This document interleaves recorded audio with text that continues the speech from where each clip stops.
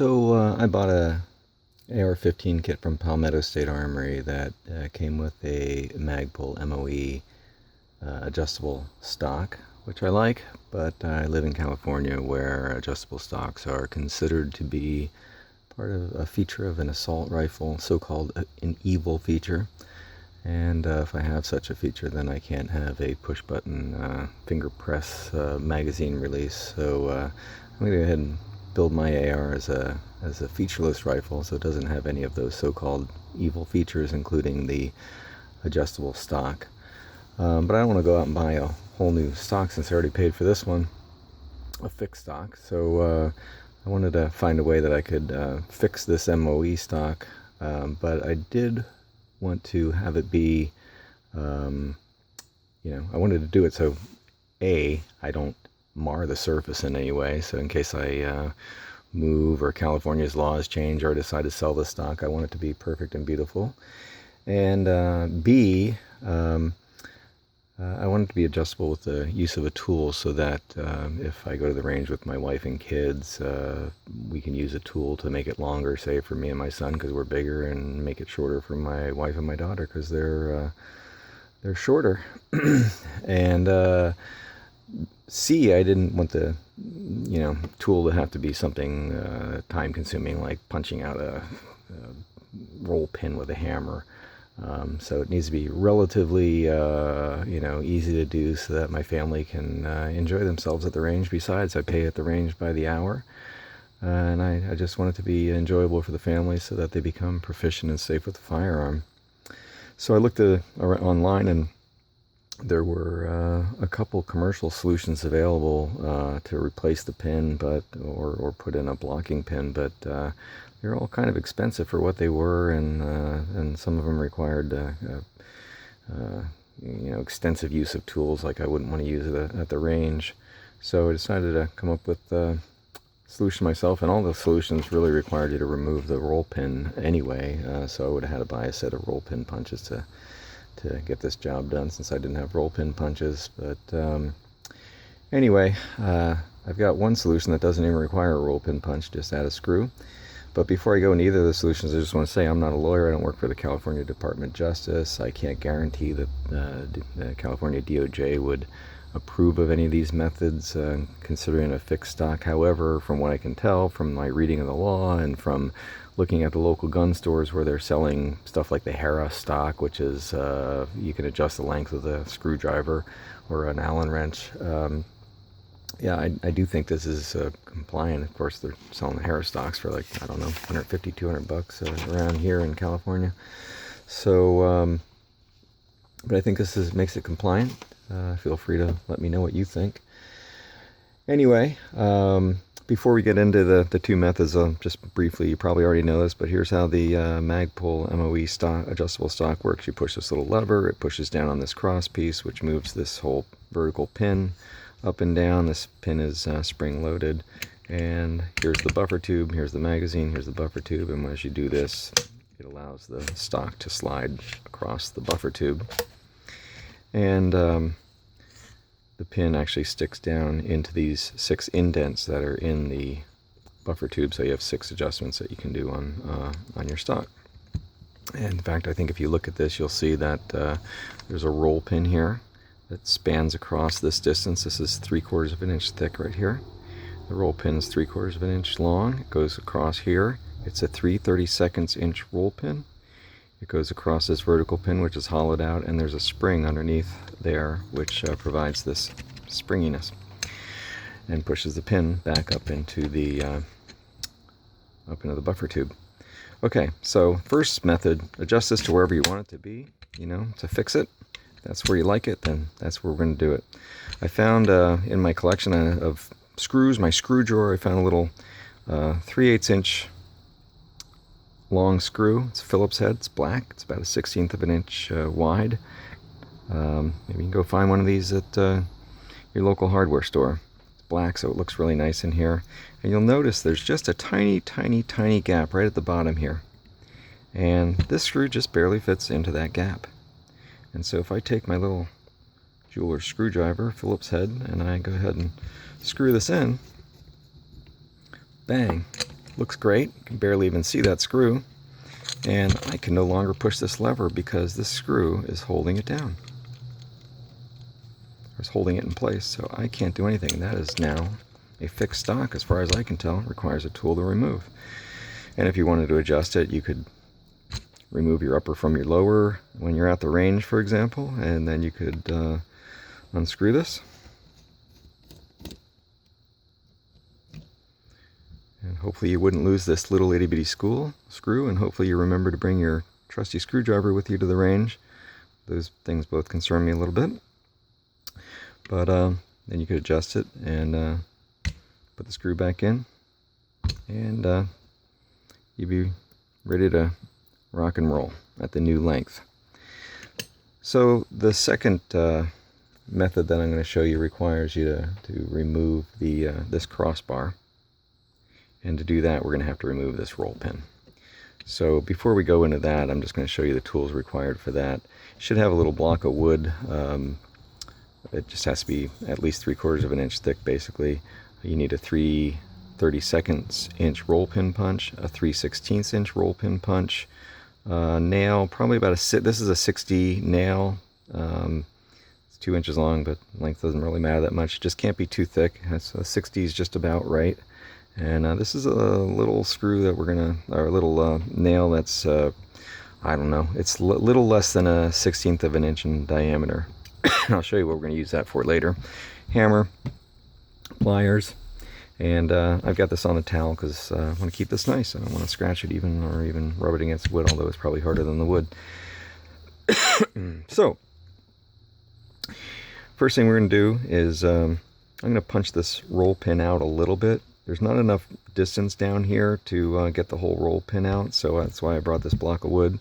But I'm going to go ahead, and I should say that, you know, if you really wanted to try and save money, I don't recommend it. You could maybe use just a regular old finishing nail punch to try and get that out, but it wouldn't drive it all the way because it's too thick. And I don't know, maybe you could use a clip off the edge of a finishing nail and try and punch that through. I don't recommend it. Certainly don't want to put the pointy end in here because you'll expand the roll pin and you'll never get it out. And otherwise, you could, for the 3/16 inch one, you could maybe use a 3/16 inch bolt to push it up. Although, again, I don't recommend it. I went down to Harbor Freight, got a roll pin set, 8 roll pin punch set. I got 8 roll pin punches for $9, and I'll need some of these to build my AR, so don't mind spending $9 to have a nice set of roll pin punches in my toolbox, which I can use for the rest of my life. So that's what I would recommend. Just get a couple roll pin punches, especially if you're planning on build ARs or think you might need them for any other reason.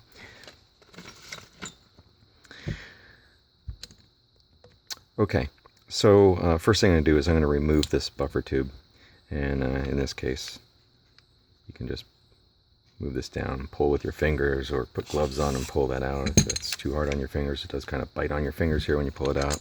I'm going to set the buffer tube aside. Now we're going to knock out this 3/32 inch roll pin punch with this 3/32 inch roll pin punch. We're going to knock out the 3/32 inch roll pin with 3/32 inch roll pin punch. And I'm just going to get it started a little bit.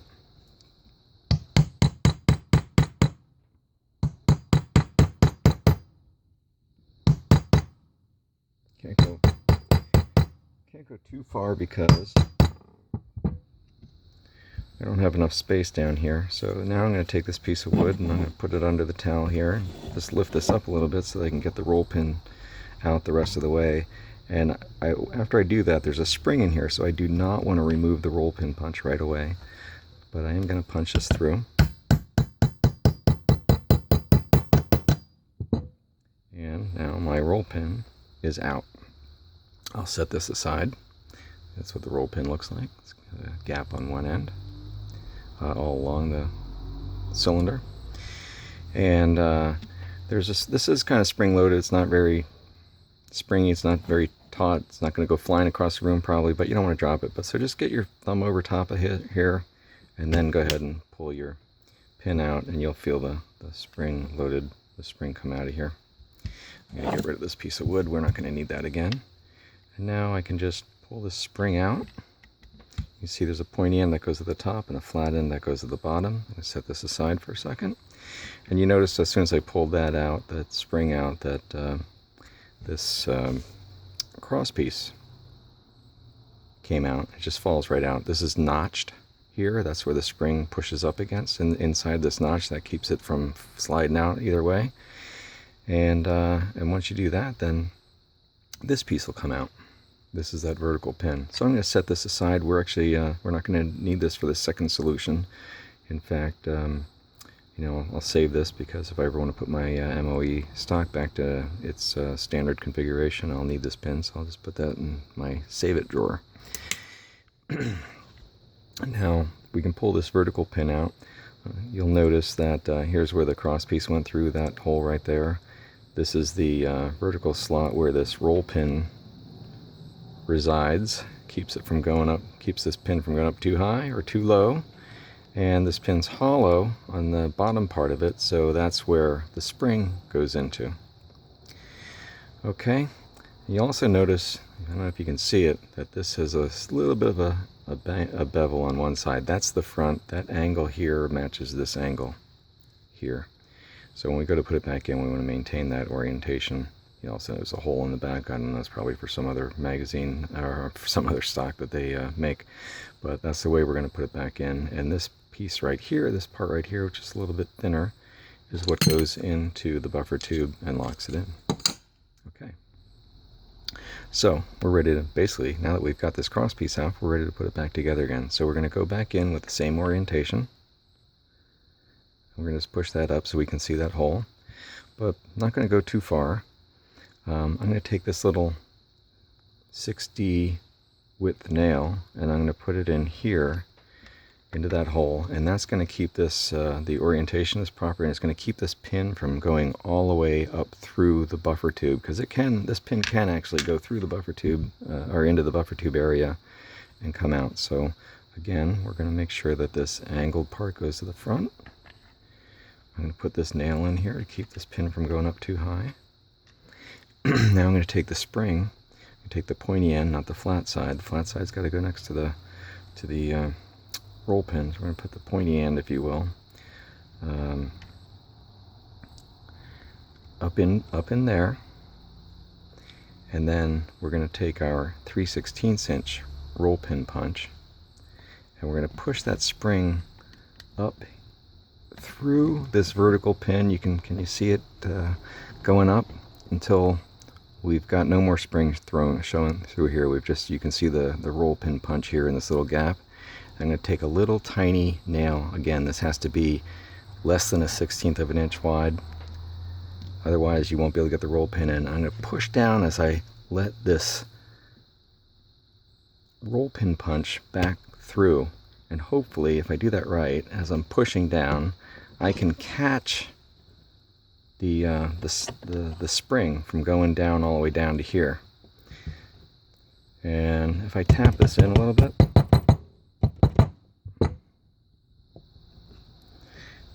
so that it goes through, then I'm completely secured, and this roll pin punch comes out, and this nail is now holding the spring in between these two nails right here. Okay, and that gives me the leisure to come in here with my roll pin, and I can just go ahead and tap this in. In fact, I'm going to go ahead and make sure that the slotted side stays down. And I'm going to go ahead and tap this in now.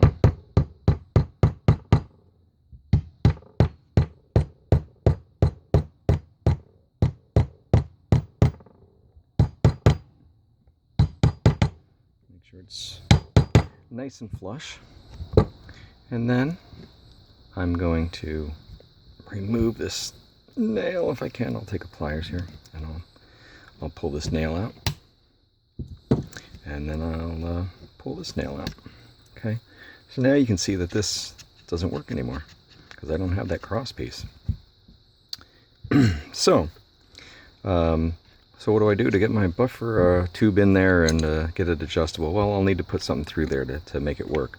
So, for example, I could take, say, a little awl, or maybe even this nail that I was using earlier. And this will be my tool to make the adjustment. So I can push this through, be careful not to damage the spring that's in there. And I could pull this down, and I can drop my buffer tube in. And I can adjust it.